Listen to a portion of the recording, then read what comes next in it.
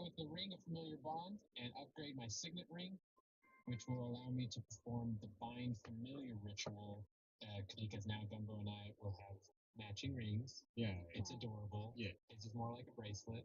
And basically, my familiar will. I mean, he already obeys my commands, but he can take part in combat, and I can telepathically. Wait, so you take part in combat as a bonus action on your turn. Yeah, he's a bonus action. I can communicate with him telepathically, and then the ring has 3 charges that I can expend 1 charge doing the following as a bonus action. I can sense through my familiar senses until my next turn.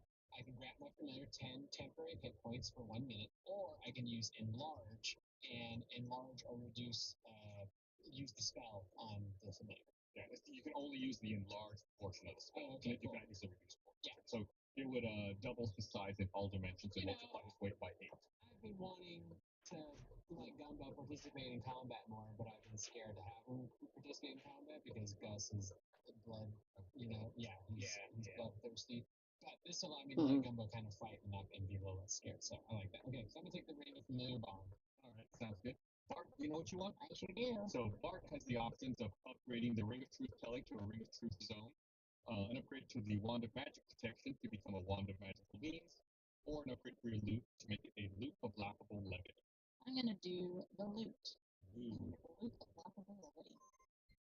And what does that do for you?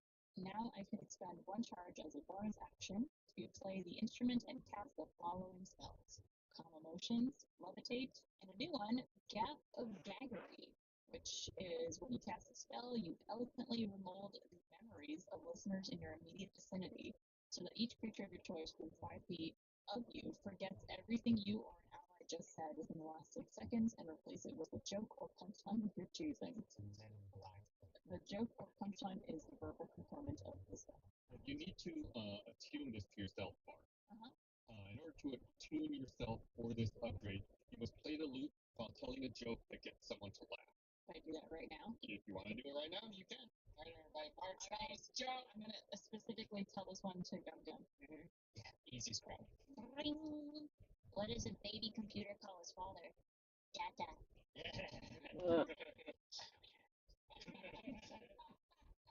It is now attuned and yours. Alright, loot of laughable levity. Mud and Bart are done. Who wants to go next? Next. All right, Kyborg, you can upgrade Elven Iros. You can upgrade your arm cannon of Everwinter, or you can upgrade your longbow of Crystallina to a longer bow of Crystallina. So with Elven Iros, all the crew know this so that they can kind of make a decision with me if they would like to chip in. One of them is like I get +2 bonus attack with the special arrows. I get 3 charges, so I get 3 of these arrows for long rest. And then it also reveals a 30-foot spear that's the Hanzo arrows. Oh, cool. So that's that. Our arm cannon of Everwinter just gets like 3d6 bludgeoning damage, 3d6 cold damage. Yeah, 3d10 cooldown. Yeah, 3d10, and it doesn't require ammunition, but it does require this 1 charge for long rest. And the longbow for Selena, it's upgraded because I can now change who my sworn enemy is. Clarification on that. So if someone if they become your sworn enemy but don't die, right? Do I still have disadvantage on all the other enemies? Yeah, once you chose a sworn enemy, you have disadvantage when attacking anyone else, but as a bonus action, you can change who your sworn enemy is. That's the whole point. Yeah, is that now you can change. Yeah. Also new, my sworn enemy Liz, it has advantage on attack. It's kind of like reckless attack for a barbarian. Yeah. As long as you're fighting from a distance, you're fine. Yeah. Unless they're at a distance. What do you do? I don't know. What do you guys think that sounds cool? Who's thinking what sounds cool? I'm leaning towards the longbow. Do the longbow. I do feel bad that I don't use my mom's longbow, so I'm gonna upgrade the longbow. Alright, it is now a longer bow of Crystallina. Okay, and then in order to tune it, I must be a blood relative of Crystallina, check, and I must cut a lock of one's hair off and braid it into the bow. And I do that. I take my long sword and I stick the little part out, and then I just do. That's correct. Alright, these are I'll start off with Paul. Maybe into the handle? I don't know. Person, It seems like a cat. she did not know how to use the pedal. Allowed her to drive, and still she was so slow. Upgrade your battle axe to become a throwing axe. You can upgrade your staff of flowers to a staff of friendly flowers, or you can upgrade your friendship bracelets to BFF bracelets. The staff of flowers don't have friends. As well as the balancing axe, which makes better than the friendly axe of kindness. It's just useful for props more often. This is the last one. This is your upgrade. This is the last one from Tesla. Take your upgrade. I guess I'll do the balancing axe. Okay. I suppose so. Is there a way? Balancing axe? Yeah. Like elongate and maintain the arcane energies of the axe. That's possible. Like that. Oh, what happens? Is she a nice kid? Yes, she's on the boat too, but there's no Smith on the boat. Yeah. No, there's a wood. She's both. She was like a general craft person who tried to learn all the different crafts. Let's go to the balancing experience. I'm so excited to meet with Dave's with my attack. I read RJ though, right? Yeah, I've been showing my kid yesterday. Also. Yeah. In order to attune yourself to this axe gun, you need to walk on your tiptoes for 24 hours. It's going to be very difficult on a boat. I think we'll do it. You have your feet up. Your calves are going to be busted. And of course, on top of the upgrades, we'll get to any consumables as well that Messler has for free. Since Messler is retiring, he's offering each of you 1 or 2 items to be stacked for free, but the rest is being used for the mission purpose. Well, that's cheap. Everything. I didn't even bother looking at the list because I had no money. Can I just go ahead and call it the 2 items anyway? Absolutely. Okay. If no one's got a problem with this, I'd love to take that eggless equipping, just a druid item, so I doubt anyone really wants it. This is from Nova Road 13. Thank you very much. Luke submitted on the RT site. And it's a little wooden necklace that's in the shape of an egg. While I'm in wild shape, the necklace remains on my neck. And as a bonus action, I can actually recall one of the items from my equipment because when I go to an animal, I and then it's good for once per long rest. Yeah. So doing that, and then I'm also, since everyone is reading through stuff right now, and I can just say whatever I want, I'm going to take a waste of time, which is a tattered belt that once per long rest grants the user automatic success on a skill check with the best possible outcome. However, this check cannot advance the plot. Want to do some flirting? Want to perform some acrobatics? Sure, why not? As long as I waste it for this time. As long as we have fun along the way. Which I think is supposed to be a dig at kite work, but I'm taking this. This is from Jordo AIG from Twitter. Thank you so much, Jordo. And I'm taking these to my equipment now. Nice. That's a good idea. Anybody else has some crystal bar? We both have some stuff to select from the items. Can I get the guy to do a little color? Once per long rest, take care of your load and just kill him. Or imagine what you can do yourself. Okay, so they're choosing 30 feet user. Almost all creatures within 10 feet of taking succeed on a DC 15 wisdom save or be inexplicably frightened of a minute. A chicken can speak for a minute. Piece of advice. Yes, so it's given a piece of advice for a minute. Chicken disappears with upgrades. That sounds like a crystal item. That's not good coming from items. That night plus submitted by King Kaiju was a plus and stuff. And then the other one, the last reverse, level 0 foot, when consumed, allows the players to spend their dice and those non-players. The consequences as these last until the player's next long rest rolls are used. So, these last rivers, elixir reverse. Okay, Strength Driver is a bit crazy. Intelligence and either strength or constitution. I could realize it could make me dumb. Maybe. Take it quick. So you can understand. It's one use only. And that's from Matt Busher, Matt Barr. We'll see if that's lucky. Yeah. I'm looking at this key mimic. Seems like it could be pretty handy for the team to have. It's kept in a straight jar. It's a tiny key mimic. Takes the shape of a brass key. If used on the lock, the key mimic will attempt to devour the inside of the lock, creating a loud noise audible up to 9 feet away. If the DC of the lock is less than 15 after 1d6 minutes, the lock will be destroyed. And the key mimic can be returned to the jar. If the DC is 15 or higher, roll a d20. On 10 or less, the key mimic fails to destroy the lock, makes the user takes 1d10 damage and runs away. Say goodbye to Kylo. There you go. Or chests. I don't know if I'm allowed to get I just want to give a quick shout out that was submitted by Mike for Yeah. that's a funny item. That's it. And then I would like to get the basket of Arcana mana. Did you want that? No, I was worried that there was something else. It's a basket of 3 slices of multicolored glowing bread that grants the receiver to cast any second level spell they already know for free without using a spell slot. Each slice can be shared with the different members of the party. However, due to the mass amount of magic there is included in the bread, they are weighed down and sluggish and must take disadvantage on any roll and health. So acrobatics tell etc. For the next hour while it gets digested, and then butter jam it on food. The hell was that? So from my understanding, just want to make sure, I just don't want this, but each slice can't be shared with everybody, or is it like, is there a maximum amount of people that could share the slice? I think each person eats one slice. So you can pass out when you use it, it creates 3 slices. So it's not like I have 3 slices, 1 slice to share amongst the 4, and then 2 slices left. It's like 1 slice per person. Correct. It's like a total of 3 slices, and then you divvy up as you see And fit. I assume I don't have to use all of them at once. It's not like Cool. Alright, that's good. Can't keep it too long because just there. And that's from Daniel Schultz. Yes. Alright, Kyborg's ready. Alright, first one. Gift of the Traumatic Flagon. Traumatic. There you would take it. Did I say traumatic? You said traumatic. Traumatic. Yeah, I meant traumatic. Sorry, trauma. You know what is it again? Gift of the Dramatic Flagon. There we go.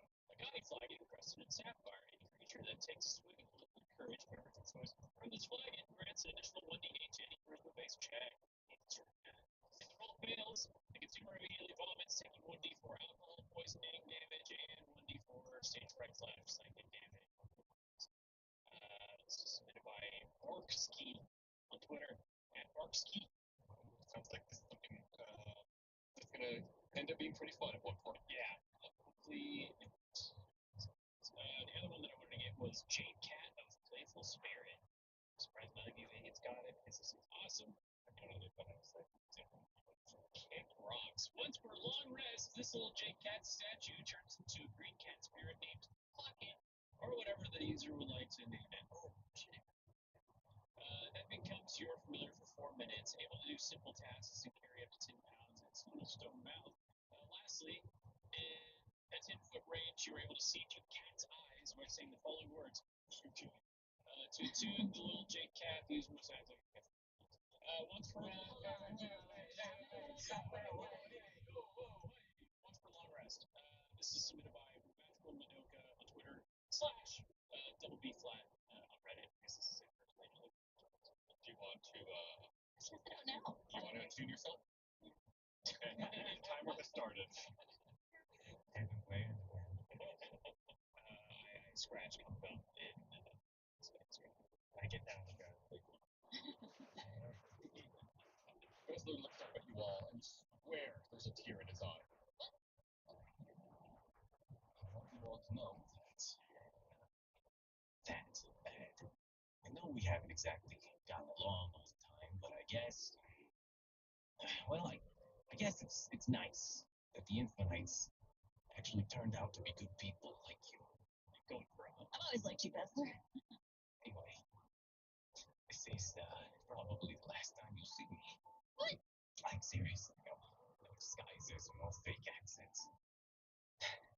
This is it. Someone helped me realize that's finally time for me to settle down, find a steady job, and help people when I can. You hear footsteps approach from behind, and a familiar voice asks, "Are you about done, sweetheart?" You turn around to see a big spectacled orc holding a book and chewing on gum. It's Oof. Yes, dear. Just finished up. Aww, they're together? Can I give Embezzler a big hug? Sure. Okay. I guess it's the opposite track. Yeah. Well, they were like, did they meet for the first time at the cart in episode 1? Yeah. Aw, sweet.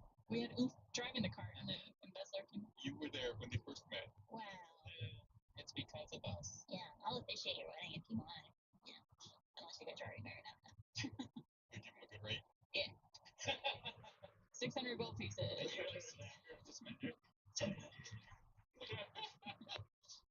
Marrying a lawyer. Wow. Your parents must be so happy. Oh yeah, it's sweet. Just chime in. Yes, I finally did finish my studies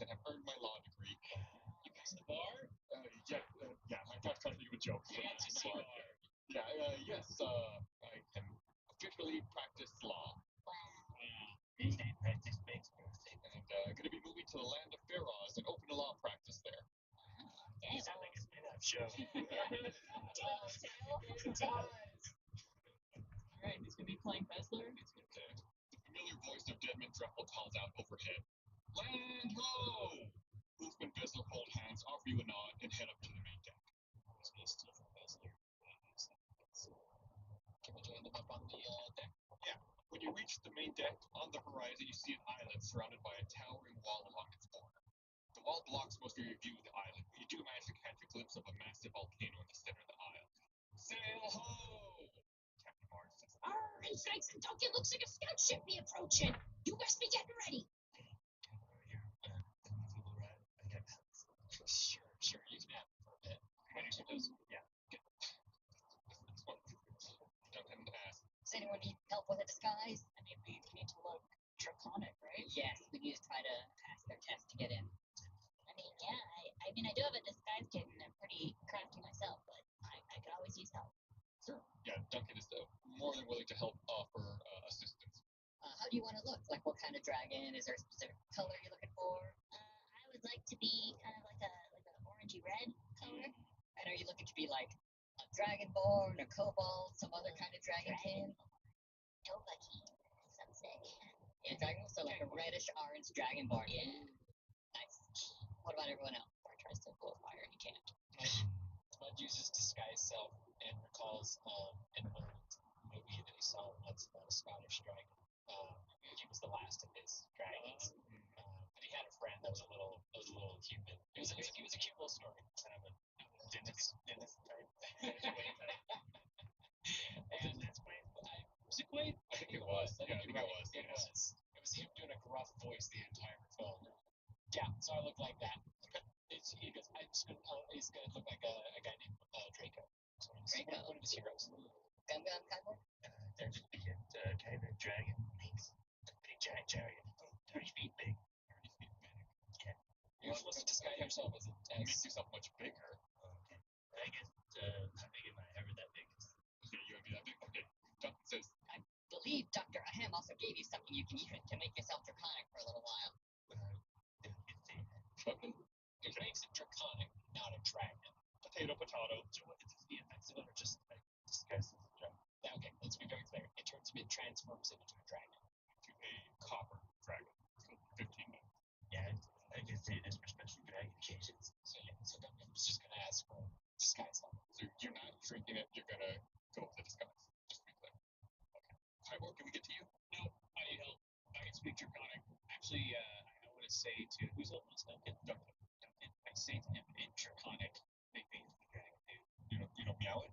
Yeah, meow, meow, meow, meow. And then I indicate to my face, and then I dragon like body. Describe it for our audio I'm listeners. putting my hands up and I'm like making claws with my hands up my but this is a little cat though. Duncan turns to the rest of the party and says, Did something happen I'm not aware of? Meow. The cat has some homework that he has to work on, and so if he just while he's doing that, turn into a dragon. the timer's actually up. I'm just I'm being a little difficult. I do have the cloak and manifolds, but that's only like I can transform my cloak, so I can make it like scaly looking, but I don't think that's gonna suffice. Okay.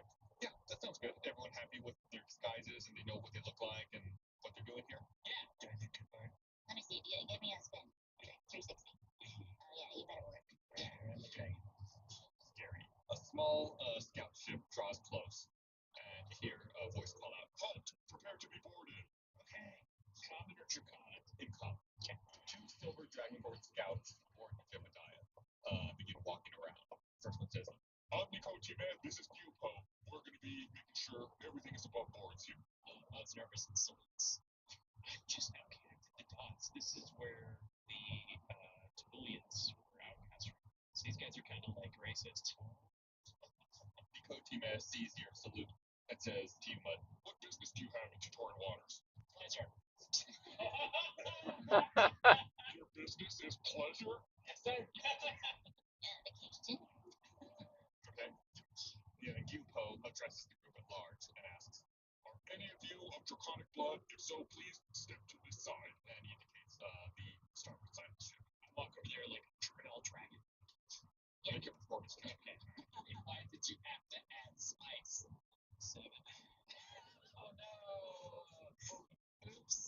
calling like a kitty still? No, like dragon. Dragon starts trying to slither like a snake. Yeah, Nikotime and Gyupo both watch you as you walk across the starboard side. Does anyone else go over there? And Dr. Ham and Duncan make their way to the starboard side as well. Yeah, I think so. Okay. Bart, you too, I assume? Of course. Should I do a performance check? If you walk like a dragon. I walk like a dragon. Alright, let's see it. I was gonna show up time 14. Not the best, but okay, better than Kaiborg. It seems like they don't notice you because they're so fixated on watching Kaiborg. I literally rolled a 2 and I rolled a 14. What? Yeah, plus 12 to Oh my my performance. god. Yeah. That is insane. Yeah, which is why I was just like, I'm not gonna fail it. Nikotime addresses the entire book and says, "Is there anyone else requesting entry into Tutora, or is it only this group here?" No one else seems to come forward. And Gyupo is going up to each you and asking, "What items are you bringing with you?" Just my personal belongings, sir. I just awkwardly hold up Gumbo two hands in front of me. Lunch. A fresh snack. Very well. Yes, I kiss him. Gumbo. Okay. Very confused look on his face. Yes, it's like when you go to Europe, you do little kisses on the cheek. That's what I do there with Gumbo. Yeah, you go up to show your passport. Yeah. Welcome to Germany. Nikotime begins rummaging through his pack and says, "I will be administering a tonic blood test to all of you seeking entry into the borders of Tutora. I will require a blood sample from each of you." He goes up to Duncan and pricks his finger and drops a little drop of blood into a vial of dragon scales. Nothing seems to happen. I says, "Very well, you pass." He goes up next to royalty. What's the thing that happens that shows this person that we're passing? Like, is it like a You're seeing the thing. Make an intelligence check. 15? It didn't look like there was any reaction at all when the blood hit the vial of dragon scale. You suspect that no reaction is a passing reaction. Gotcha. Because you rolled a 15. You used your thinker box to figure it out. Nikotime goes up to Bart next and asks you to put your finger out so you can print it. I put my finger out, but at the same time, I cast minor illusion to make it seem like nothing happens when he doesn't intense. When he doesn't tense. Okay, so you still let him prick your finger. You let the blood go into the vial. You try to just make it seem like all of it. Yeah. That's interesting. I'm trying to think how this. Okay, first of all, make a sleight of hand check. I want to re-roll that piece of magic. Okay. All right, 17. Okay. Yeah. You used your minor illusion to make the vial appear like nothing happens, and the blood touches the dragon scales, and it seems like nothing happens. And Nikotime looks at it strangely, smiles. What's it mean? It's warm-blooded.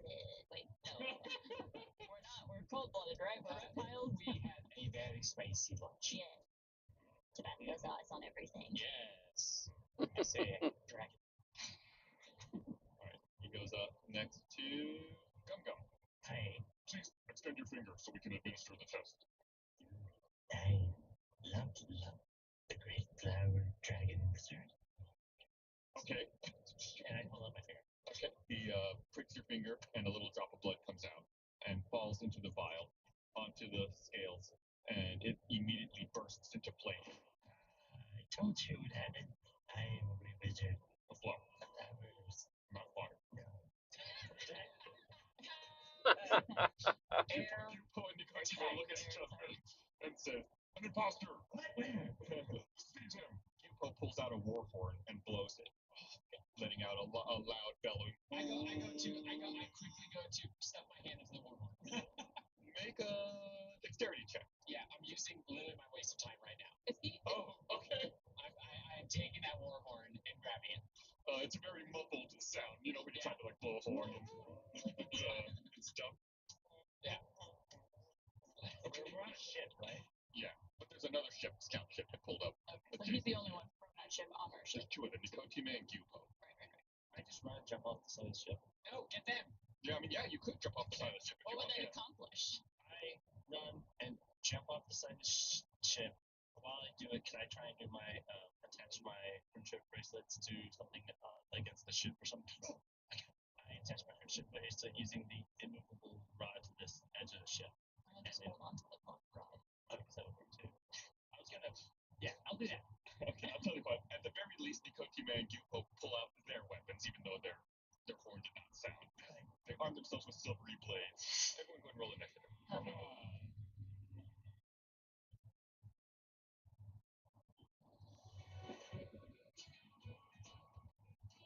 I had a whole plan with everything in my mechanical arm. Well, we're gonna hear about it in the next episode of Oh, Tales from the Stinky Dragon. Okay. Nat 20 initiative roll. Now I gotta remember these. You said roll for they'll initiative. be in the log. Oh, that's true. I rolled a 14, which is stronger. All right. Well, find out what everyone rolled in the next episode of Tales from the Stinky Dragon. Bye.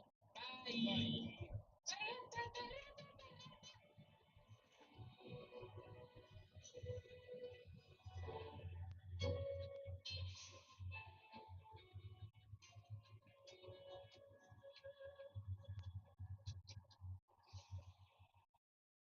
Hey, y'all, wanted to tell you about another great podcast we thought y'all would love. Jesters of Ravenloft. It's a podcast where a collection of communities start a D&D campaign, only to find out that they are the characters and they've been sucked into the nightmare realm of Ravenloft. It's DM'd by an award-winning game designer and voiceover actor cast made of principal comedians. Jesters of Ravenloft is a show that'll make you laugh no matter what horrors are happening to its characters. The members of the cast have no idea they'll be playing themselves. The series begins with a warm-up scene that was actually the start of the show, so the players begin their adventures wearing Chippendale vests, underwear, and matching fedoras. It's produced by the same team behind the hit podcast Dungeons and Dragons. You know the show has got to be amazing. It's got original content set within Ravenloft. It's a perfect show for DMs to learn how Ravenloft works while also being totally spoiler-free for any players if they journey to Ravenloft in their own home games. The episodes are recorded live on Twitch every Wednesday night. Podcast every Friday and Saturday. You get 2 episodes every week, so it's twice the fun. I did the math. I listened to an episode, and I think the Ravenloft world is really cool. I feel like it's, well, in my opinion, it's kind of underutilized. So I'm really happy to listen to them exploring that world and kind of showing it to people. Highly recommend you check it out. You can listen to Jesters of Ravenloft anywhere you listen to podcasts.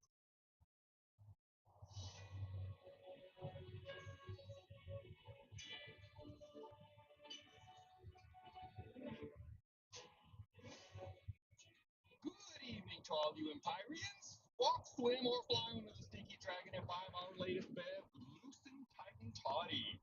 It's a mixture of heaven-comb honey, marble ice sugar, frozen chunks of the upper plains, and sparkling bulk secco wine. One sip of the celestial sauce is stiffer than a stone statue's upper lip. Previously, our adventurers met up with some old friends and formulated a two-pronged plan of action. They set sail aboard Jebediah, bolstered equipment with Bessler, and found the border of Ketora. But can they penetrate this impervious palisade and fight off a fleet of dragonborn ships? Grab a grog and let's get on with this odoriferous odyssey.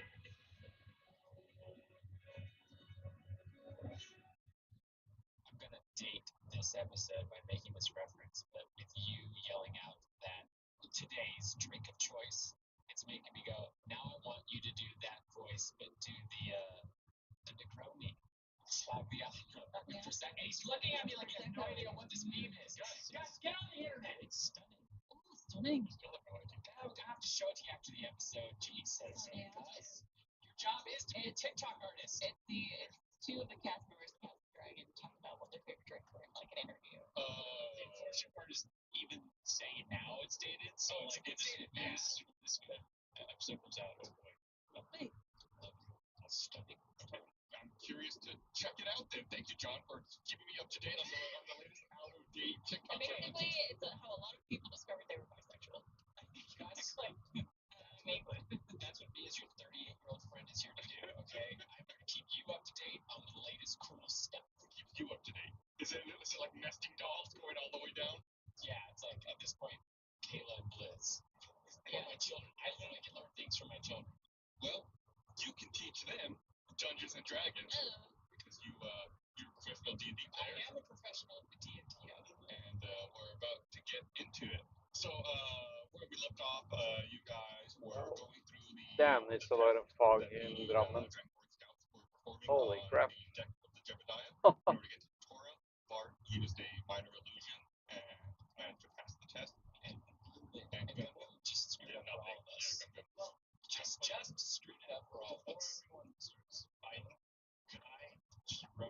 side of the cliff. Well, the Jazz already said roll for initiative. I know.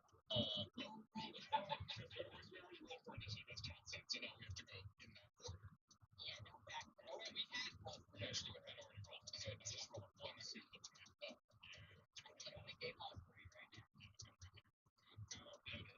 I'm going to say your rolls just to make sure that I'm correct.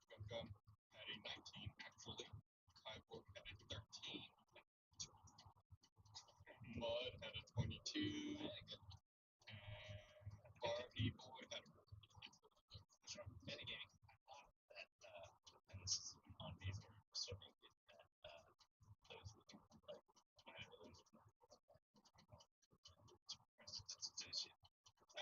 That's like the worst version yet.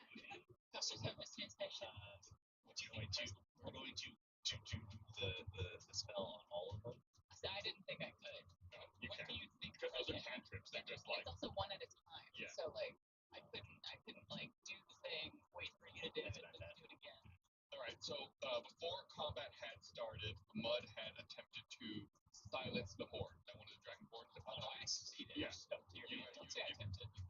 You Rewrite history. you did stop it so that it was Stop it. Take us. Chill out. What did you stuff into the horde? Gumbo. Okay. Mud stuffed gumbo into the horde. I feel like if you're a brass instrument player and someone shoved a badger into your instrument, you can play that. What? Gumbo's like a hermit crab. He's got It's like a shell. So I assume you shoved gumbo butt first into the horde and not head first. I hadn't thought that through, but let's go with that.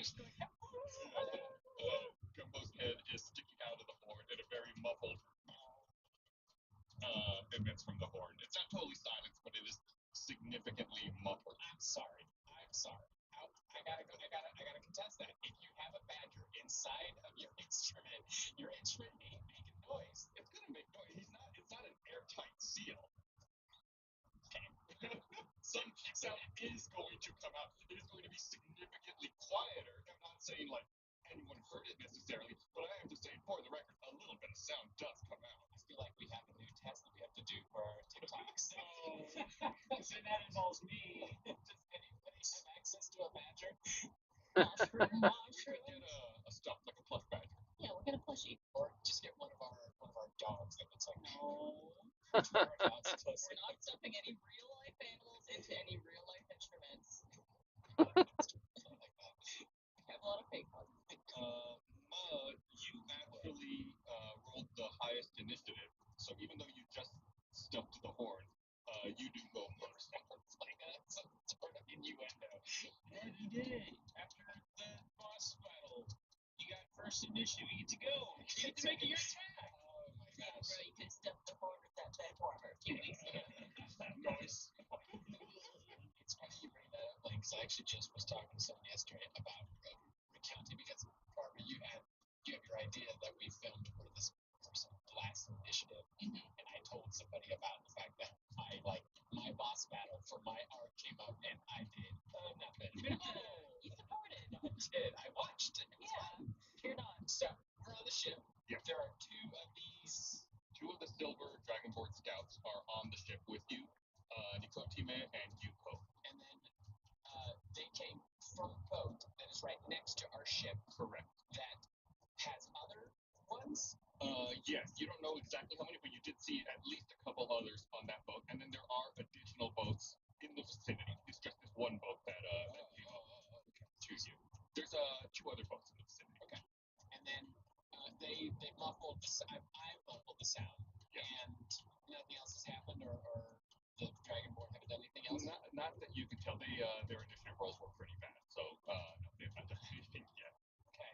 Just to further set the stage, there's also the giant wall that's like all around the border of the Torah as well. Okay. Am I fighting the wall? No, I'm just trying to set. So we're that close to it that we're by the wall. Right. You are roughly. I mean, you're not like super close to it. I'd say you're maybe ballpark, 150 feet away from the wall. How tall's that wall? About 100 feet.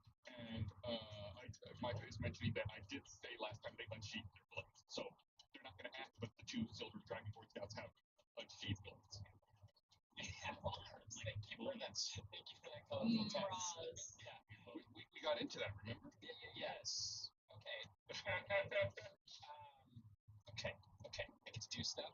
I'm gonna do stuff. Okay. Blow it, all right? You're You starting to get you deep right. still haven't done anything? I tuned out. I was trying to get like what we're looking at here. I'm sorry for everyone's benefit, so they understand like what are we fighting. I'm sorry we sorry Chris for taking so long. You know, it's Well, this is the start of combat. We just started the episode. But Chris was going to say something when I interrupted about the wall. I don't want to say it anymore. Okay. What are we doing? We're in an alternate dimension this morning. Okay. You know, I could do some aggressive things, but instead I'm going to support everybody with some help. Okay? Yes. And I'm gonna cast Fog Cloud. Are we gonna fight today, guys? What's You, happening? you woke up and chose violence. I feel like I was giving John a little bit of a tussle having John like almost break Gus's finger a few months ago. Oh, I did. I know Wait. video. Better. Oh, there you go. Yeah. Karma saw it fit to me do almost the exact same injury to myself. What? Cat's Fog. Yes, I do. It cast Fog Cloud. But I cast it at, let's say, okay, how far are the other, the one boat's right next to us, right? Correct. It pulled up, and that's where these Dragonborn boarded from. Estimated how far away from me? The ship itself? Yeah. Let's take a look. I'm deciding how big of a fog cloud I need to make. What's the highest fog you can cast? If I cast it at 6th level, it would be From the Earth? it would be a 20-foot radius plus 20 feet for each slot above first. So 120 feet I say from me. the edge of the other boat from where you're standing is about 40 feet, roughly 30, 40 feet, somewhere in that range. Do it in the 30. Okay. Playing something like that. I appreciate You it. can also, I would say you could move and cast, but you would provoke because you are right next to him because you stuffed something into the horn. It's not something The badge. You stuffed He gumbo has into a the horn. name. He has a name. I cast 3rd level fog cloud and give us 60 feet. I cast that, and then with a bonus action, I want Gumbo to attack that dragonborn. Actually, wait. Can I do this instead? As bonus action, can he instead attack? Can he try to grapple this horn away? So I'm just laughing because it's a funny mental image. Like Gumbo is butt first into a horn, and now he's gonna like reach Yeah, out it's and crazy. try He to just grab. grabs it and really just like takes all of his He's hermit crabbing. Yeah. He wants this. Or like when you're using the toilet, you gotta hold on. What? For dear life and run with the toilet. You know that. You know. It's a fiber, my dude. Yeah. Yeah, sure, why not? Yes. So if Gumbo's gonna do that, we'll say, how would you want to approach that? Like I assume a strength. No, a dexterity check. He's trying to throw his balance off. Sure. Let's say dexterity. Yeah, let's do dexterity. I'm just gonna roll a d20. Yeah. 15. He doesn't have a modifier for dex. 15. Okay, I'm looking here. The dex on this particular scout is +6. Yeesh. That's right. It's scale. But there's fog around. He doesn't know what's happening. So it's I thought you said you cast the fog over. What? No, on us. I'll On stop us. the on world you guys? and On sail us. with you. So that you center it on yourself, and then you've had it be 60 feet so that it encompasses the other, so the ship can't see. Yes. Okay. Yeah, I wanted it so that like we get to do our little fight in privacy. So it is now, the area is now heavily obscured. Yeah. That's all it says. Okay. And now I'm gonna roll my dexterity check. Like I said, it is +6. Yeah. God bless the dice. Yes. That is a 2. That's an 8. Let's give him his credit. Yeah. So I guess maybe the shock of having a badger stuffed into the horn catches the scout by surprise, and maybe half in shock, he just ends up dropping the horn.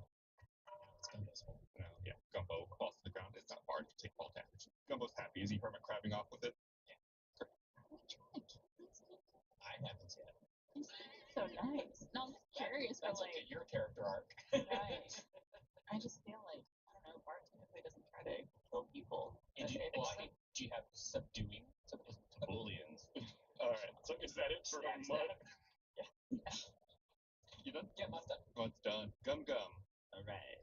And I'll say at 60 feet, everyone is in the fog cloud. This will encompass everyone's combat, but you will have difficulty seeing at any real distance Not beyond 5 to 10 me. feet. Maybe. I You have got those the goggles. Oh, it lets you see through weather specifically, right? Yeah. Oh, Nice. Fog and rain and whatnot. wow. Okay, I yeah, except for totally Bart. knew that. I I don't have those, so Okay. I'll just use them. Gum. I have a question. Yeah. Just since we walked into and got captured by those the people at the end of that last episode, that was like how many days ago when I used my cone of freezing. Oh, that was like, that was that when we started that episode. That was the day before, and then since then you've been on the boat. So if it resets daily, you do have it reset. I'm going to. Oh no, we've angered this god of chicken, and do my cockadoodle taller. Is that a real thing? It's his new item he got. Oh, that's what it's I called. love the look on everyone's face when he said we've angered the god of chicken. At first, I thought he was like, dragonborns look like chickens or something like that. Mike, make sure you leave in the deafening silence that. Once we're longer, the character can Maybe stretch as an it out. action blow into this gilded bone horn. A magical chicken appears in a location they're choosing within 30 feet of the user. All hostile creatures within 10 feet of the chicken must succeed on a DC 15 Wisdom save or be inexplicably frightened of it for 1 minute. The chicken can speak common or offer a single piece of advice to the user. Once it's given a piece of advice or 1 minute passes, the chicken disappears. What? Okay, so you want Nikotime and Gyupo to make the wisdom save, I assume? Yeah. I just want to point out that my first action was to muffle. Get the worst parking space here? So, can blow loud. yeah. It's not the big sound we're looking for, right? More like a. Yeah. Yeah. Make the sound.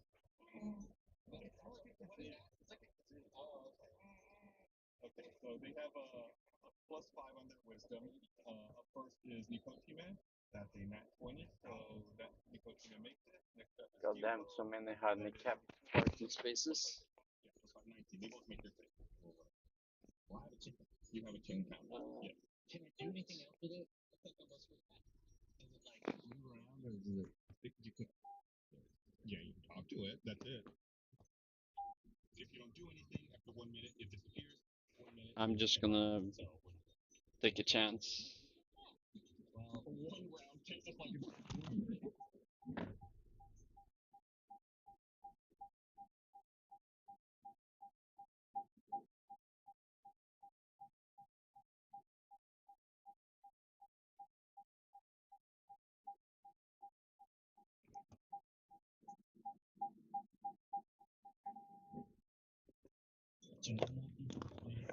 Okay guys, I will put in the battery. Hopefully it will not stream will not turn itself off. So now I'm back. You'd be about 10 feet away. So BRB. Even that,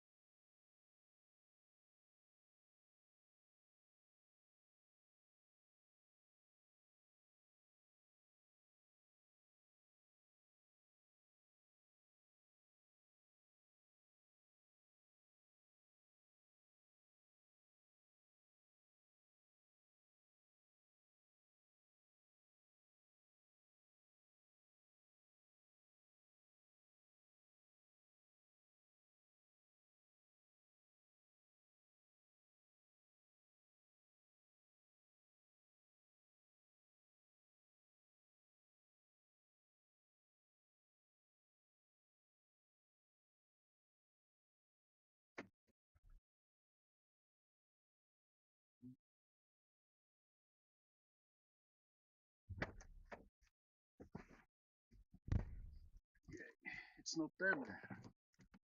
Now we can go home.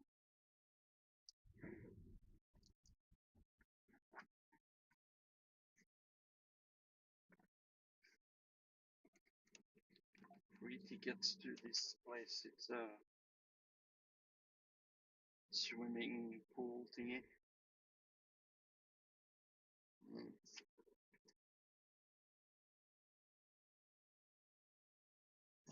It's a fear.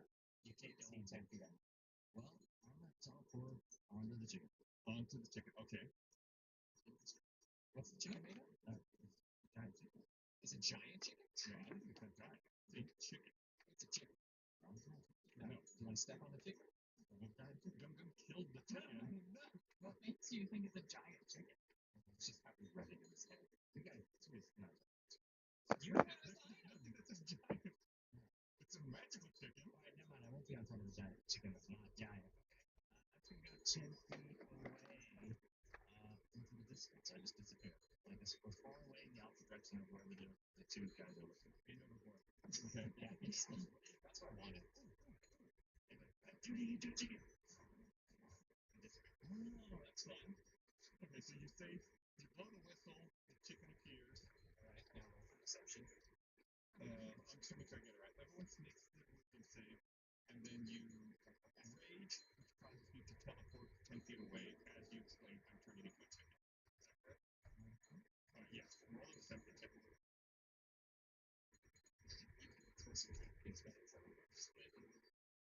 gonna use my inspiration. What's your roll? 7. You want this perception. You use inspiration. It's useful for a necessary moment. You roll a 9. 9. Okay, Gum kind of unconvincingly says I'm turning into a chicken and then disappears into the fog. Anything else, Gum? Well, to answer your bot, we haven't attacked them yet. Okay. And I guess I'll try and like hide. Just get down on the ground and like so you get thrown on the ground. Just like squat. Okay, squat. He's covering you. That's your right. Just run on the advantage to being low without any of the disadvantage. Because he's covering you by where I teleport. There you go. Some barrels. There's been some barrels on chips. We had just taken it off so we could have our ideas.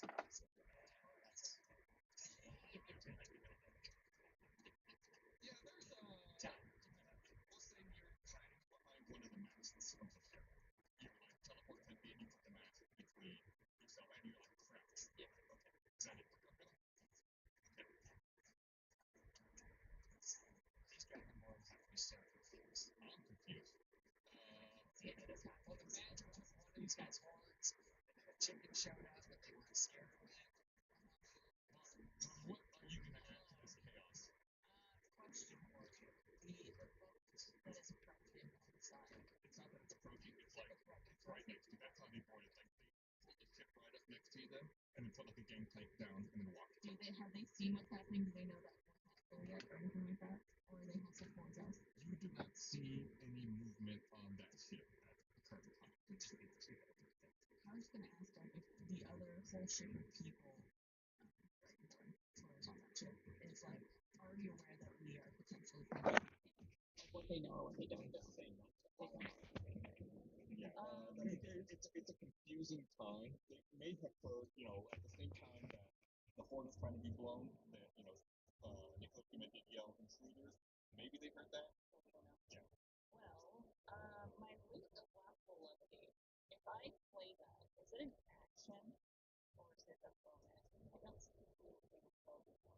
I don't think it's an action as well. You can spend one charge as a bonus action to play the instrument and cast one of the following spells.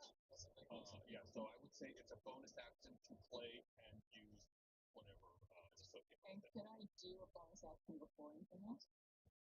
Yeah, you So, can you have one. So if I do this and then I can actually take second action if this doesn't work the way I hope it Correct. will. Yeah.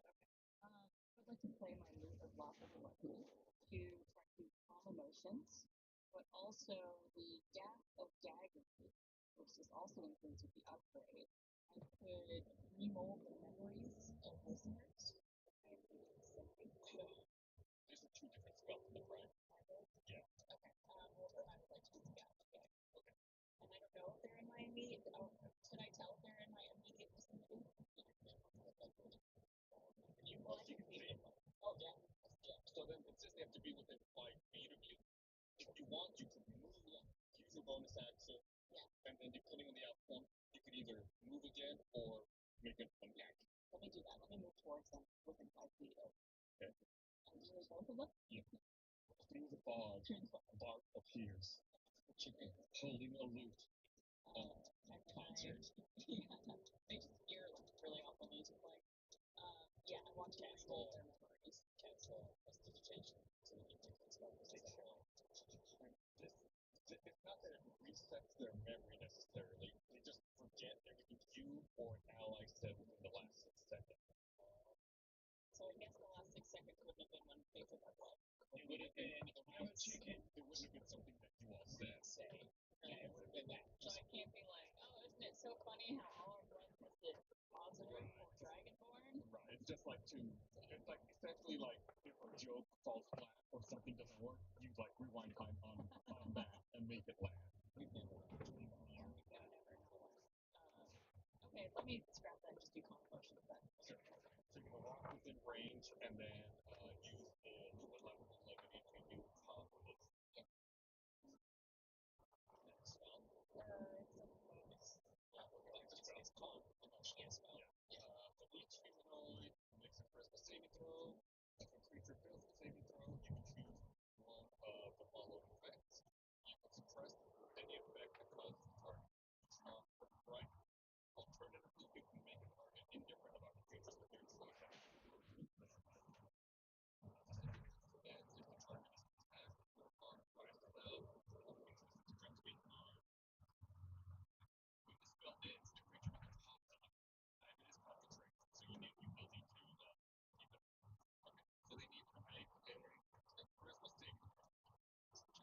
charisma is +1.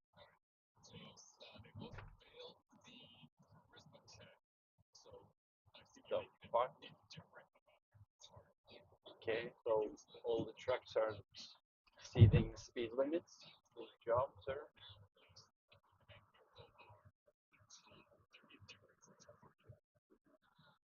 Ja, men helvete da.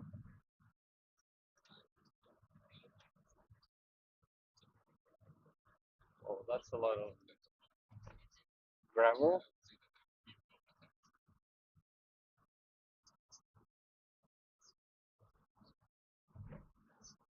God damn, these truck drivers are driving like maniacs.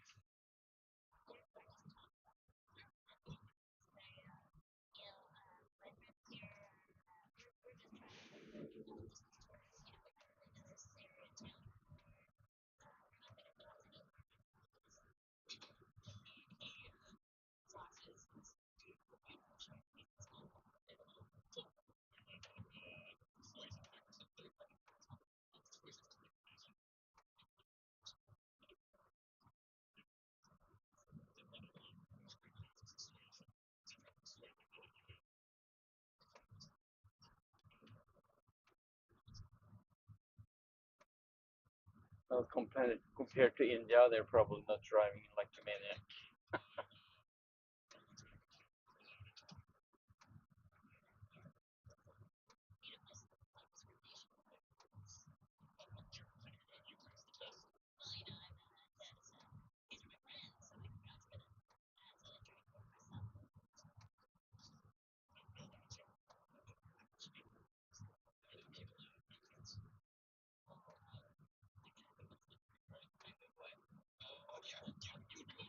You are within range where you get attack opportunity, but they're not hostile for you anymore. They're indifferent. So you can step away if you want.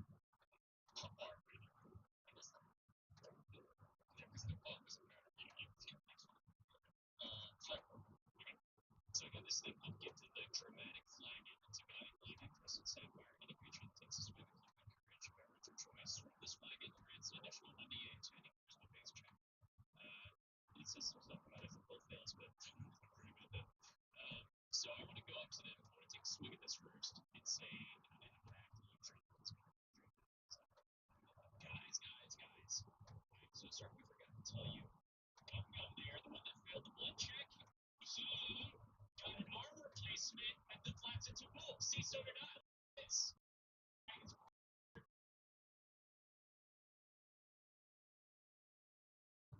so everything's cool. We're gonna just go into the town and it's all fine. Into no, no one help him. Into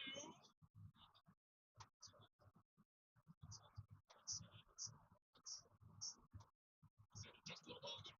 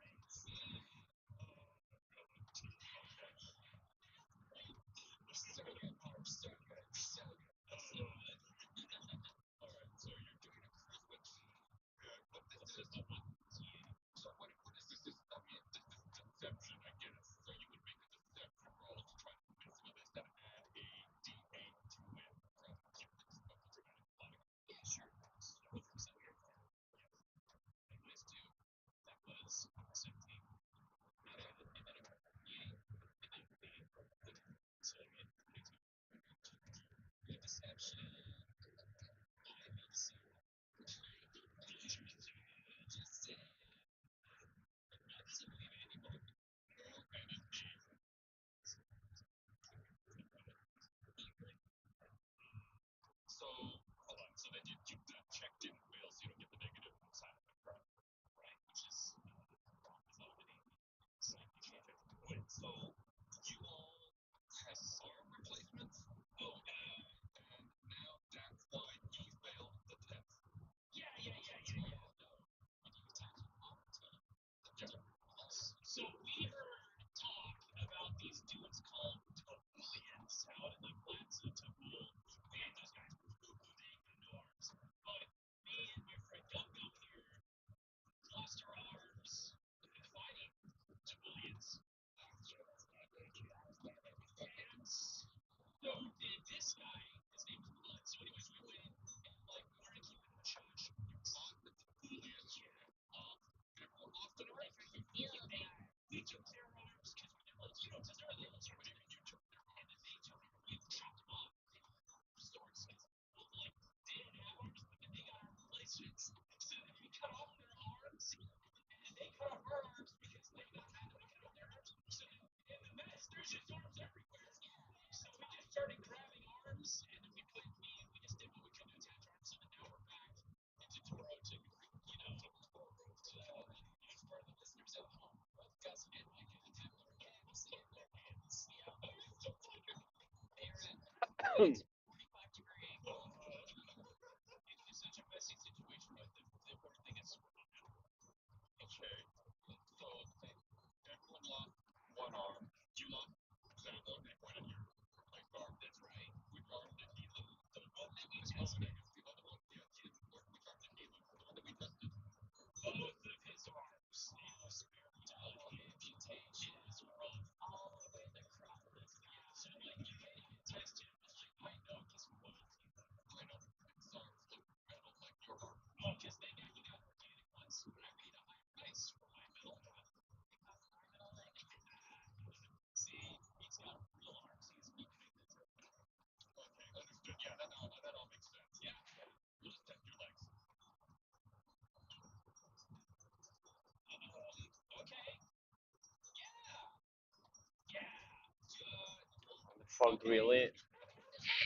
The fog really came in. I guess it's gonna creep all the way to Oslo as well.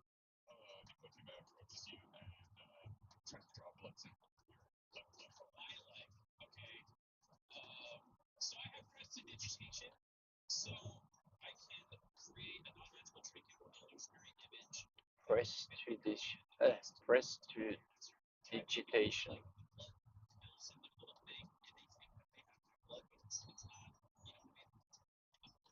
Trying to make no, no, I got you. I'm just reading through all the different options here.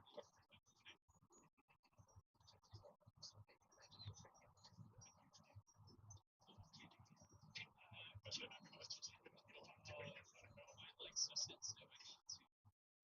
Yeah, you can try that. I don't know. Yeah, you can try it. Okay.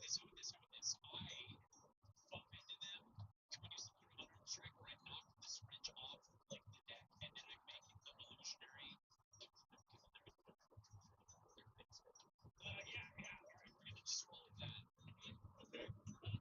You go to Matrix. You left leg. Take the blood sample. Put it in the vial. Use the prestidigitation. Say like just making a check here. Understand sleight of hand. Do not like physically changing the state of temperature. Step very fine. So everybody can see you up right in front of you. So I have this gift with black light still. It's just gonna say what? Yeah. Okay. That was a 9, but I think it's so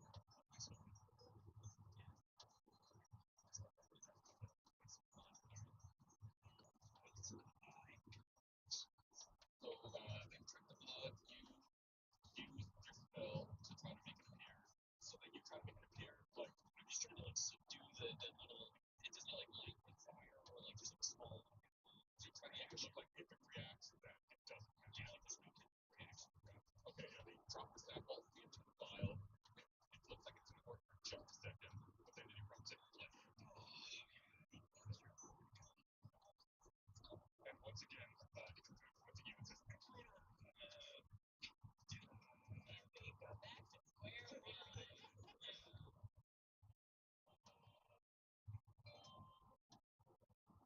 Listeners, if you want even more odorific content like this show, you should follow us at Sticky Dragon Pod on Twitter, Instagram, and TikTok, where you find animatic videos, book videos, and much more. Come join us on the Sticky Dragon subreddit for fantastic books like you are constantly posting about theories, magic items, and hilarious memes about the show. Need more content? Go check out the first 2 soundtracks on your favorite music streaming platforms, composed by Micah Reisinger. Plus, if you post on social media using hashtag Sticky Dragon Pod, we might name an NPC in the show after you. For example, Jupo, the Dragon Boy Scout, named after G or 619, because he met the Dragon Ball named after and Tim King. I also have some magic items submissions in a previous episode. The Key Mimic was submitted by Mike Kerr on Twitter. Why is it breaking? Panamana was submitted by Daniel Sons on Twitter. Last First Elixir Old woman. submitted by Western Adam on Twitter. Jake Kemper Claim was submitted by Magical Medusa on Twitter /double E Reddit. And Copy Caller was submitted by Team Kaiju 7567 on Twitter. Nameless and Clipping, Nova Road 13 on Crispy, Waste of Time, Zorgo AIG on Twitter. Get the Dramatic Flag was submitted by Marks E on Twitter. Also want to give special thank you to some friends who provided video for previous episodes. Mill Manor, voiced by Annabelle. Frank Tussler, voiced by Eric Bedore. And that's it. Cabin of Hearts, voiced by Zoe German. Sargo, voiced by Jack Patillo. Caroline, voiced by Anna McCarthy. Desmond, voiced by Kristen Young. And Dr. Kingdom, voiced by Micah Reisinger, who's our writer, editor, and composer.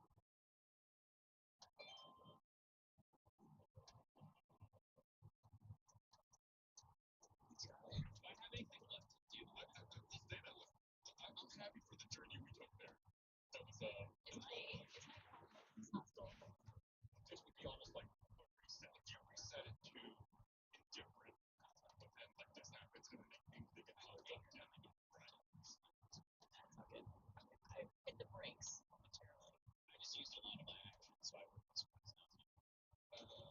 Yeah, we can say that. Yeah. Or happy about that.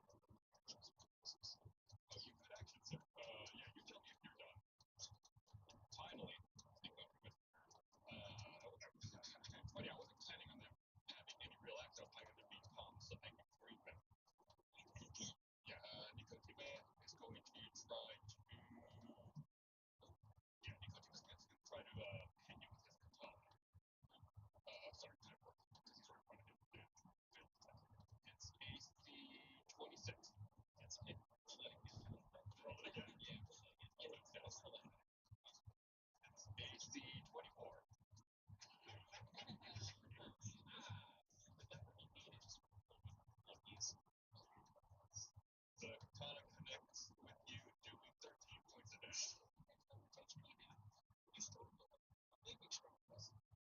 Flies his feet and then brings the katana back in the opposite direction for a second strike.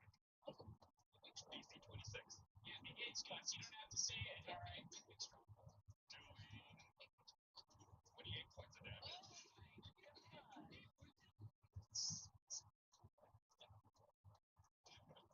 Don't decultivate. Yuko moves a little bit to reposition himself and exhales a giant wave of cool air and ice. Hitting. Well, we definitely have Kyler in it. And I would say Martin stepped away. Gungo was behind the mask. Probably the mud. So it would affect mud and Kyber. What do you make constitution saving? 10. So 21. I have advantage. I also have react resistance. That's what you think. I also have elemental damage. You can use your option to give yourself resistance. Okay, so you make the save and you're resistant, so you'll end up taking the full damage. I'll take it. Mud, however, failed the save, so Mud takes 29 points of damage. And you are stunned. Kyber takes 7 points of damage.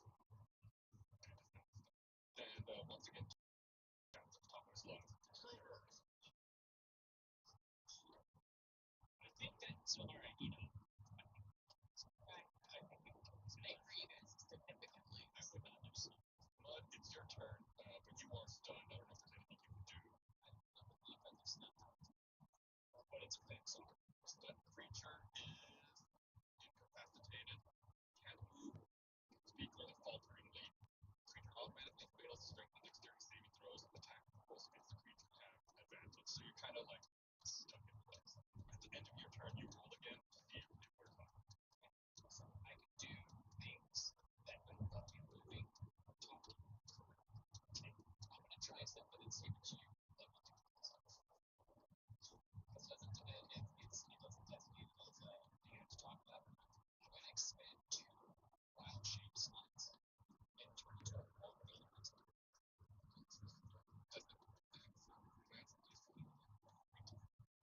Yeah, because it lists stun as a same here, but a condition immunities. It's a elementals are immune to exhaustion, grapple, paralyze, petrified, poison, strain, or permanence. It was specifically say stun. Okay, so stun is it? Is there Yeah, okay. specific condition. Okay, yeah. I don't see any reason you cannot wild shape, so you can turn into the water elemental, but the stun effect persists. And stun effect means I can't take actions. Correct. You can't move. You can speak only falteringly because you're incapacitated. This guy blows ice. Well, I'll turn into water. You can't take actions or reactions. And I was trying to see if that would actually stop myself. If it did, then it's not really worth me doing this. So say my wild shape. Yeah, on a ship, right? Trying to take it. Well, then if I'm stunned, I can't do anything. So then I'm gonna have make sure to take that turn first. Keep perfect catch. D&D reasons stuff. I did it. I like to return on that. Anyways, that's my turn. Thank you. Okay, make a Constitution saving throw to see if you break the spell. Oh, can I stop then? I can't. No. I can't. You can't move. Oh, I can't move at all. Not even like a full like. Gotcha. I was thinking like Constitution saving throw. Yeah. I can move Constitution.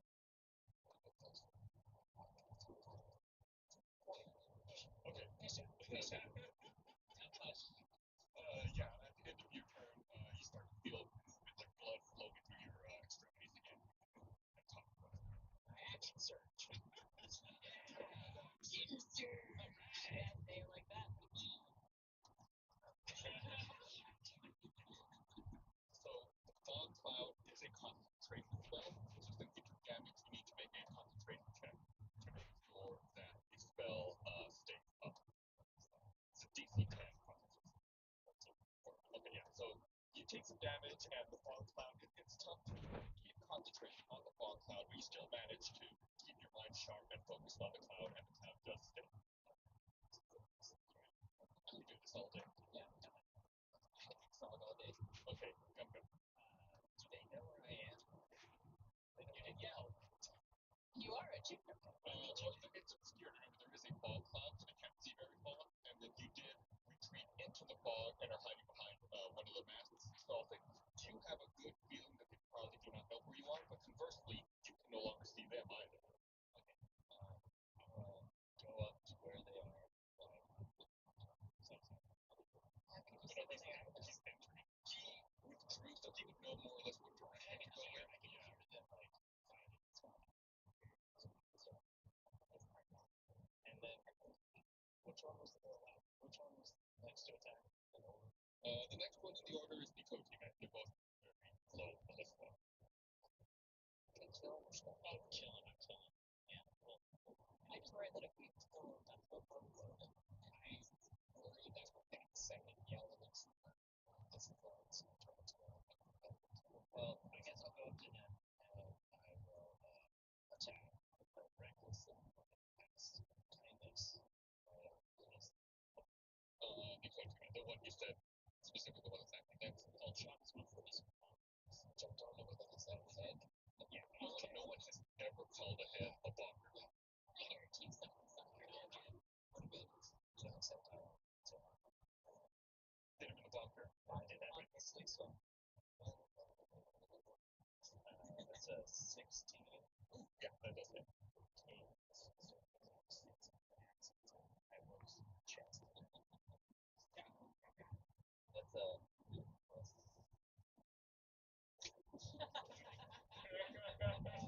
well, no, because I think the bottom one of the D8, so the D10.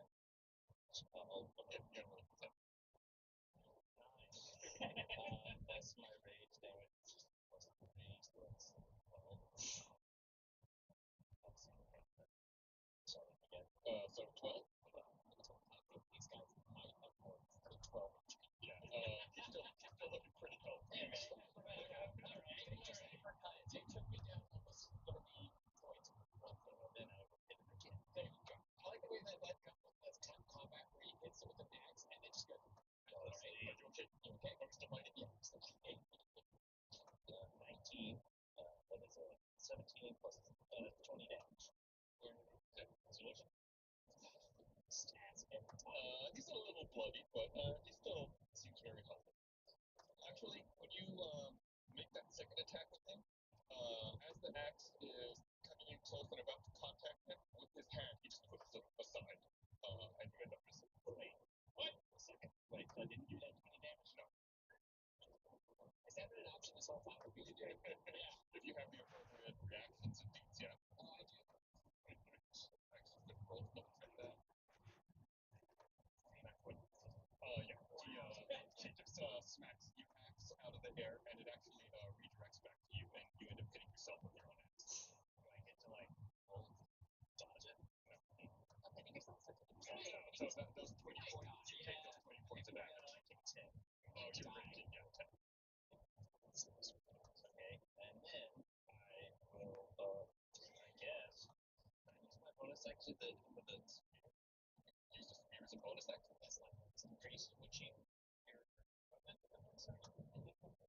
Get 3 attacks. I get 3 attacks. Or wait, I'm gonna use my bonus action and hey, I want to control damage. I want to think what the bonus action is in this. Yeah, I can teleport, and I want to teleport. And you want to do fall damage on someone? What does that even mean? He's this guy. He's trying to Mario this Koopa. He's trying to jump in the air and find you. That's obsessed. Yeah. It's your thing, a bonus action. I'm gonna teleport them. My base range. Yeah, can I do that? I still don't know what you're asking. Okay, he wants to go 30 feet in the air and I'll land on him. He wants to like fall on him and like essentially give him damage to falling down. Yeah, you also take fall damage. He's trying to Mario. Just do it. That's just a sure. Okay, there you go. It goes faster if you just let him do this. Oh, this is the new part. Oh, nice. Like with my elbow out and I fall down, land it on. This road actually is pretty nice, yeah. For that, so I don't know what damage you would take from If that. he gets like the same thing he's doing an unarmed strike. Yeah, roll. That's a good call. Roll a d6 and add your strength modifier for damage. I'm gonna assume you hit him. I'm gonna give you that.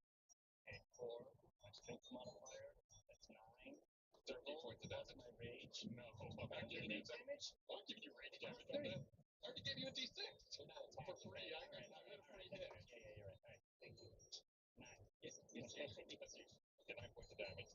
You land on your elbow right on the funny bone and take 13 points of damage. Is that so when I have that? Oh, right, you would have that because you are rated. So 6.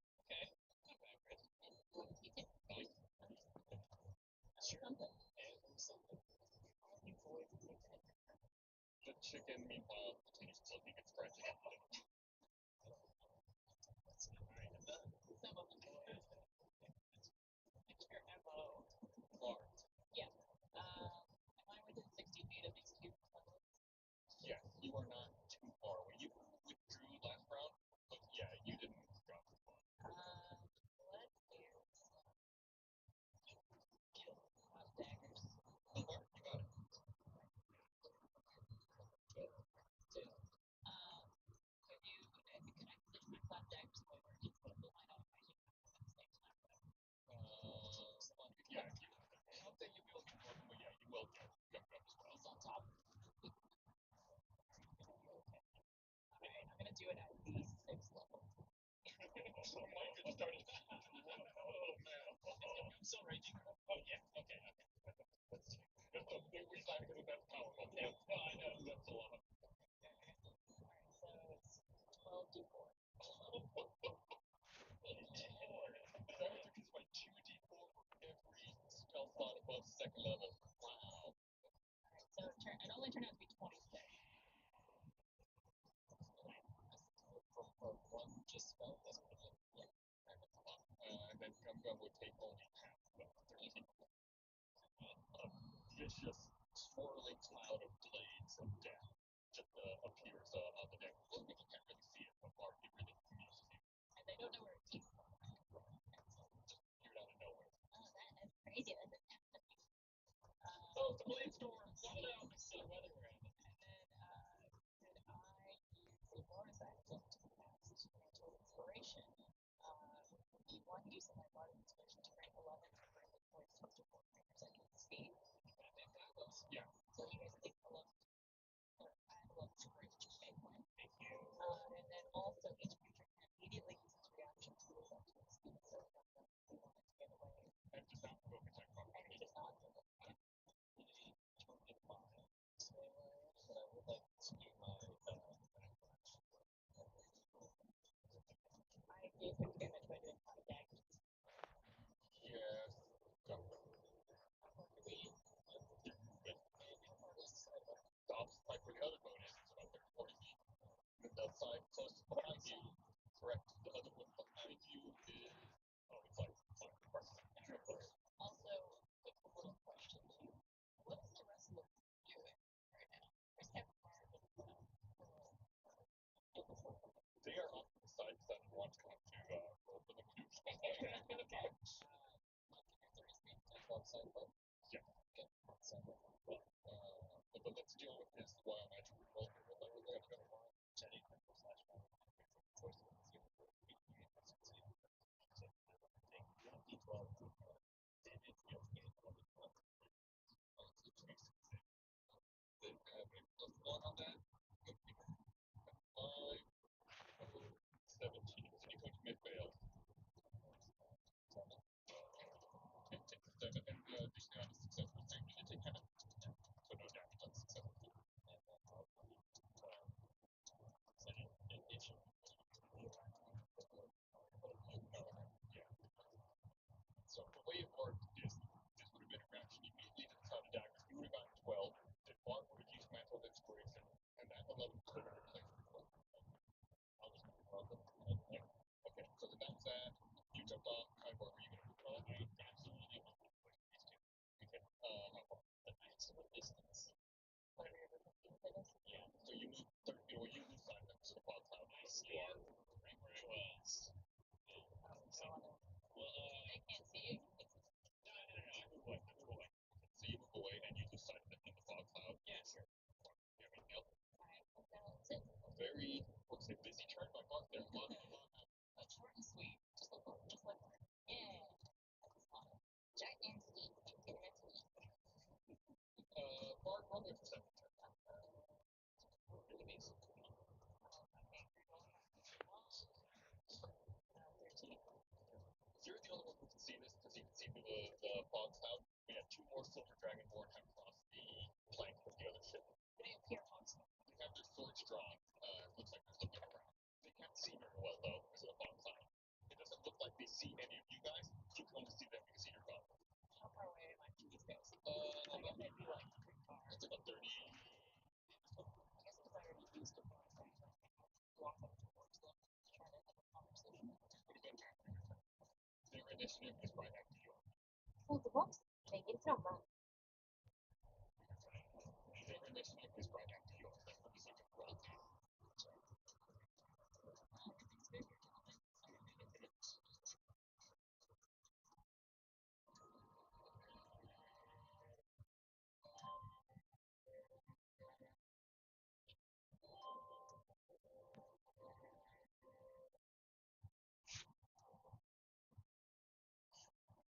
One of them is walking around, kind of with its sword out, kind of like trying to poke around, see what's in the area. It doesn't seem like it's finding anything. Christina is saying forever winter, which means that, yeah, forever winter. Target of a range attack. Forever winter. There it is. The target of your range attack features an enemy either until it dies or you can use a bonus action to change your form enemy. You can only enemies at that time. If your enemy dies, when you make a range attack roll with the weapon against your enemy, roll it is from your target needs to have been cover and then insert previously. So is that cover time? The fog is not active. You can make this with your target needs no benefit from cover. But there really was no benefit from cover to begin with. Like it's like if someone's like hiding behind a wall or something like that. But anytime I also would like to do because he's in the fog, I'm also going to do target shot with a seeking arrow to the creature. You see an enemy has been in before an arrow that flies towards the creature. Yeah, that does not six. I just did my last turn. It's set up to use it to try to get it in there. So this would allow you to like put the fog if you don't have any disadvantage because you have yes. Footbox, take it from her. Yes. I see what you do. Right, so 14 without advantage. This is my extra damage. Yeah. That does not hit. Lucky. Wait, did you use the sticker? What's the sticker? Was that? That's it's an arcane shot. Only lucky. So normally, with like bursting arrow or grasping arrow, like bursting arrow specifically says immediately after the arrow hits a creature. Like you need to create the hit and then you call bursting arrow. With seeking arrow, it doesn't have that. It says you can choose a creature you see and fire an arrow that flies toward that creature going around corners. If the creature's in range at a pass available, the creature needs to make a dexterity saving throw or take damage. So it's on the target to make a dex save, and if they fail, they take damage automatically. Okay, so in the rolls that I just made created against. no, you don't need to do that. If you call a seeking arrow, then it's on me to make the dexterity saving. So I'm gonna kind of do that. 7 plus the 13. 7. So maybe they need a DC 12. So that makes the DC dex save DC 12 or take down some arrow. So no, the seeking arrow fails to connect. Okay, that's fine. That's okay. Because sounds okay. Turning shots. When you make an attack roll with a magic arrow and miss, you can use a bonus action to reroll the attack roll against a different target within 60 feet of the original target. This wasn't okay. Because it wasn't an attack. He missed, and so now he's attacking someone else. He said re-roll the attack. Where's the curving shot? I don't know if you can.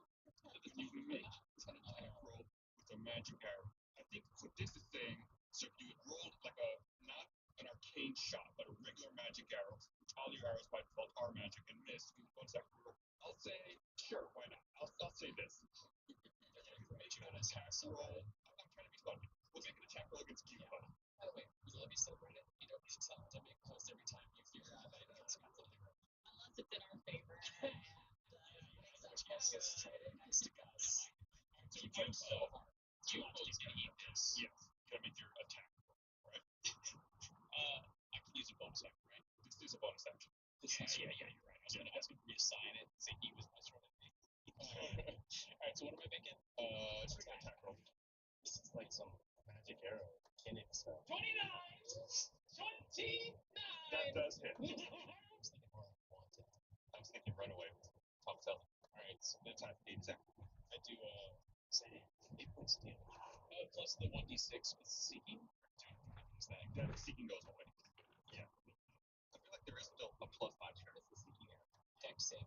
Well, okay, I hate to do this to myself, but that's only when it's against my sworn enemy. Yes, Cubo's will be sworn enemy. I'll take an inspiration back for being so nice. Alright, so that was that, right? That was that attack? Yes. Okay. Well, I like Two more to go. I liked the taste of that. Let's do it again. I'm going to. Cheers on. Yeah. Let me finish. I know. Here. I'm going to do a seeking arrow against my sworn enemy. The Kochi Since Blaine doesn't have a character voice, he's been dominating characters this entire time. Yes. Yeah. You got me. Just firing into a cloud of foam. Every time Blake yells, I always hear, "Totally right." There's no limit on how many seeking arrows you can cast. No, I have 2 arcane shots. I am using the second arcane shot to do another. I will roll the dex save here. Just let you know, Gus, I have my entire next turn. Okay, great. That's a successful dex save. Okay, So it misses. Oh. Curving shot! There it is. Take that, Cubo! Hold on. Yeah, curving shot is a bonus action. So you already used a bonus action, so you can't do that. What if I change one of my normal attacks with the bonus action? Is that a No, possibility? that is not. I see. Well, so then that arrow just flew off into the Yes. Okay. Can I run back in there? Yes. You have not moved, so you can move. Okay, and then could I? We've talked about this before. I don't want to get cheaty, so I'm going to ask for permission. I have my hand cannon, and we've talked about exchanging weapons and what that looks like. But since it's my arm and it's already out, Yeah, you just point. okay, then I'm It's gonna. like basically, since you're holding a bow, you just hold the bow in your other arm and then point with the hand cannon. It's like nothing. So then I want to run up to the. In a bow. Is it area attack? It is. I think it's like a bullet. So. Did you line them up? Chris, stop Chrising his turn. He is cursing me right now. Okay.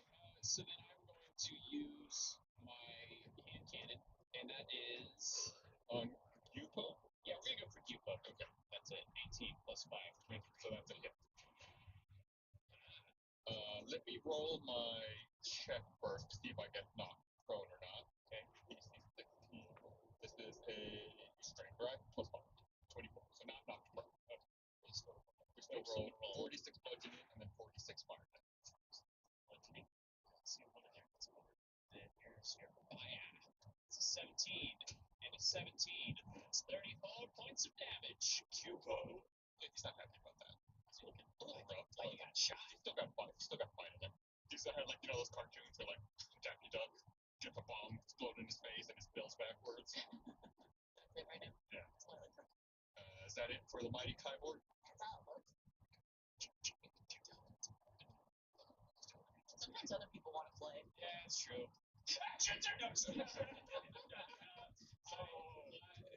The distance that I ran up to them, my full distance. Yes, because you said you used your full Gotta action be that. to run. All right, then I'm gonna just stand there and wait for my next katana, which is coming. Soon.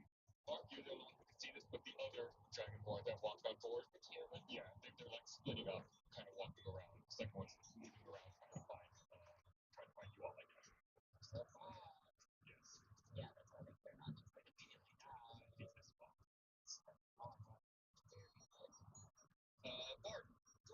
and roll me a perception check. Again? Yeah. Oh, well, I gotta say more. 18.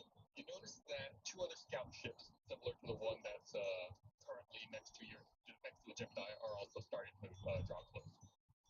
Question. Can we all jump in the F-mobile and GTFO? I don't know. Can you? Kyborg never runs against a fight, away from a fight. Or little how many ships now? One tied up with the Gemini and the two additional ones that are approaching. I like You're the those odds. only one that sees it. Is there a way I can communicate with my... They're all like... Yeah. Okay, close. Hey, guys, a lot of enemies coming in, a lot of ships coming in. We should probably try to get out of here if we want to live, considering two of these guys did like a quarter damage on us. Speaking of these guys, it's the Kojima's turn. What idiot standing near Nicotia is. Very happy to see Kyborg right next to him again. Watching that beautiful smile. Yeah, Mud's over the side. Right next to him. Gum Gum, you're also there, aren't you? Aren't they in a cloud of daggers? Oh, that's right. They just started their turn. So I believe you re-roll the 24d4. Yeah, 12d4. Sorry. Jeez. I'll do 24. Here it comes. 30. Which means Well, die. Kyborg would have re-entered. I was imagining that I re-entered my spot. That part. Had previously missed. Yeah, I just like resumed that conversation. Okay, make I'm sure. not trying to get cheaty, but like, No, it makes sense because you were there. I got you. you're right. So 30 Some 30 damage. points of damage for Nicotime, who is, I guess Mud is only cannot see this. Yeah, Nicotime is finally not looking great. Finally. Only just now. Excuse Nicotine. Me. That's a beautiful. Well, we'll get to his side this turn. Sure. And he needs to move. Yeah, but then it's going to provoke an attack of opportunity from both. I don't think he should just stand in the daggers a little longer. I'm opening up 2 attacks of opportunity. Come on. You move, or you want to stay? What do you do? Yeah, he's going to try, even though this will provoke 2 attacks of opportunity, he's going to try to move out from his current position, get out of the cloud of daggers. Kyborg and Gum Gum both get attacks of opportunity.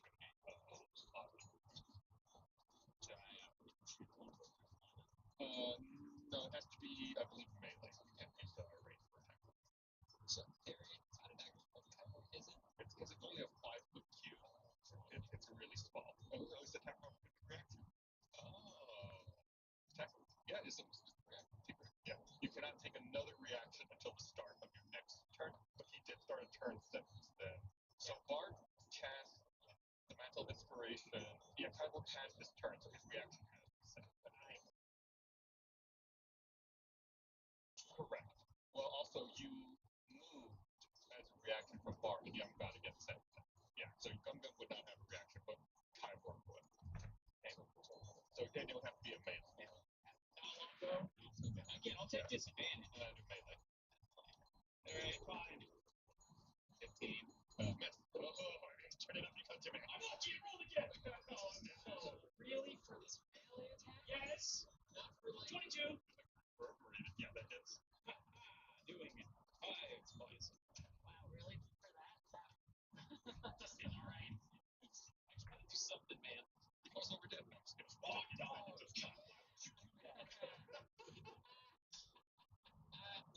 He did not like that. So after you out of the cloud of daggers, Nicotime pivots, turns, and slashes at you with his katana. Miss. It's a 1, so he misses and falls slightly off balance, and the tip of his katana briefly becomes lodged in the deck of the Gemini. Fall backwards into the cloud of daggers. Yes. I want you to realize the sacrifice that I made.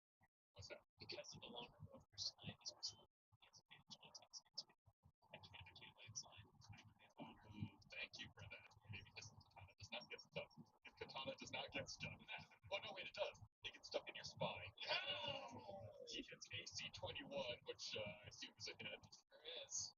21 points of damage. Bringing the katana around in a wide arc, taking a second swing. Come on. Do it! That's an 11. I got a spend advantage.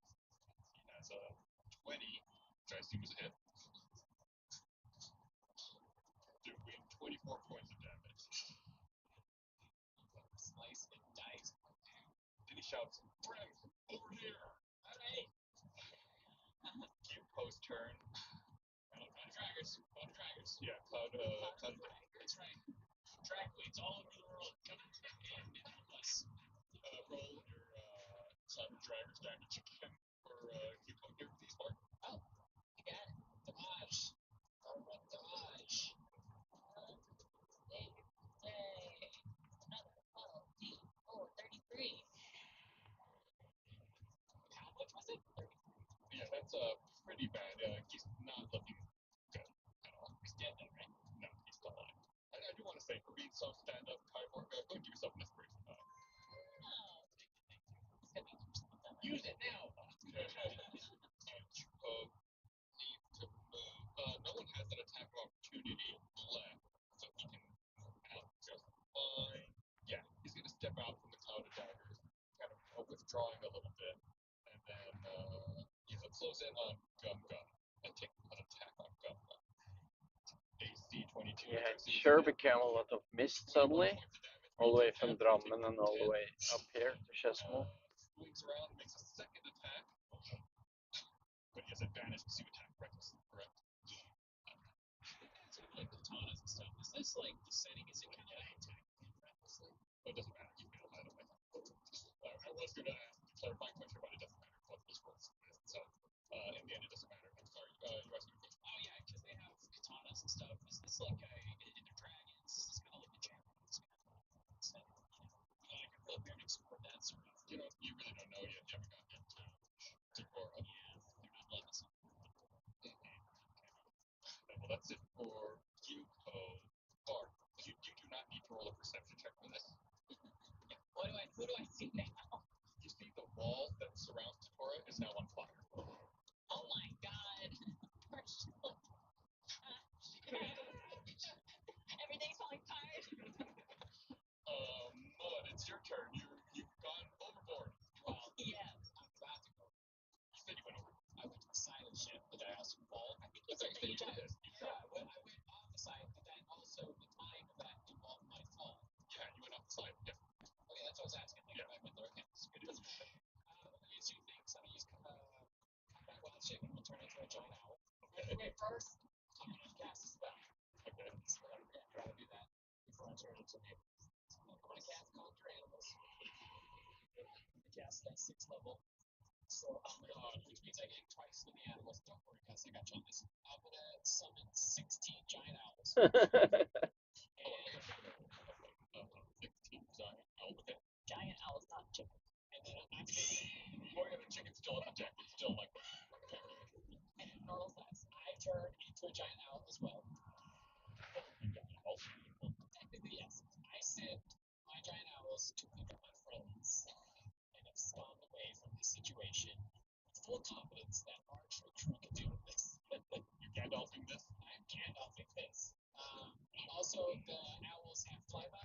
Can the owls see into the fog? They actually have the keen sense. Does the fog drop because you're casting No. owls? Okay. Either way, they have keen sense.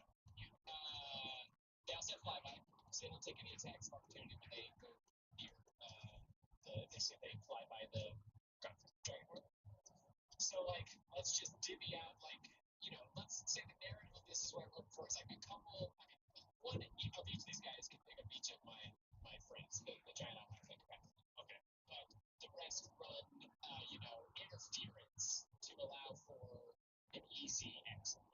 At the very least, are 13 other owls that don't have to carry them. Well, let's say 12 one drugs coming. So they can. The owls, sure, they'll just pay. They're 10. Yeah, they're fodder. Yeah, they're what? The owls. She went right for it. There's coy little smile. And so that's what we're doing. Okay. I have my head wrapped around this, so just to be clear, you summoned 16 giant owls, turned into an owl, and at the same time, the fog cloud is dissipating. Does it go away instantly, or does it take a little time? And fly to the Valkyrie's place while an army of owls descend upon the ship. No, it's not. It lasts a duration. But then you concentrate the product. Yeah. So then it's not entirely gone, but it's dissipating at this point. It's a lot easier to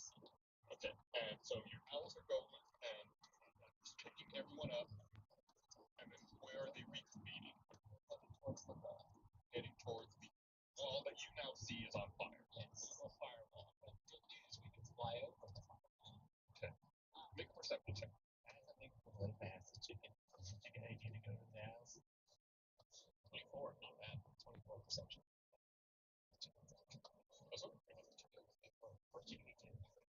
The chicken says, "The meaning of life is to live," and then it disappears. Yes. Okay, your perception check.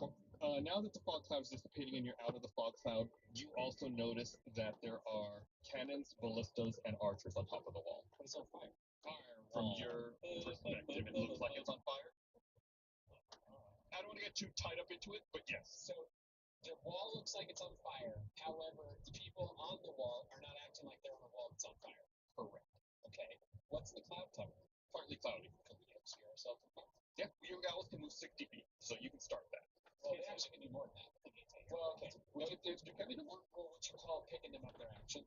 Right, it's like they got to go in, grab them, and then continue their. Okay, then we go. Yeah.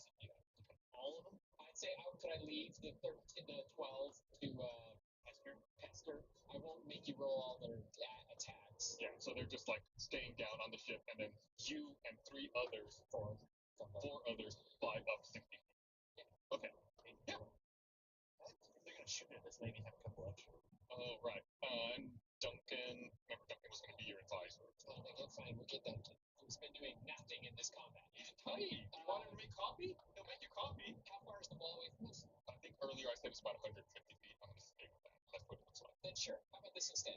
I want those, what was it, 11 owls to just serve as obscuring us while we fly out. So it's not just seeing that, oh yeah, there's 5 owls going up. Like, we're all there. There's all the owls are going. That makes So there are 17 owls flying up in the air. that makes more sense. Yeah, and Flight of the Valkyries is fun. Yes. How does that go, Blink?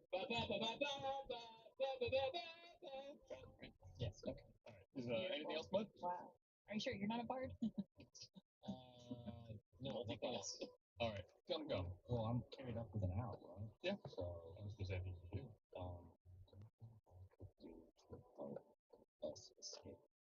Well, guys, I'll turn off the stream here. I'll see you guys tonight for some gaming, maybe. Right now. I'll ready my attack. Oh, wait. Okay. So you're just gonna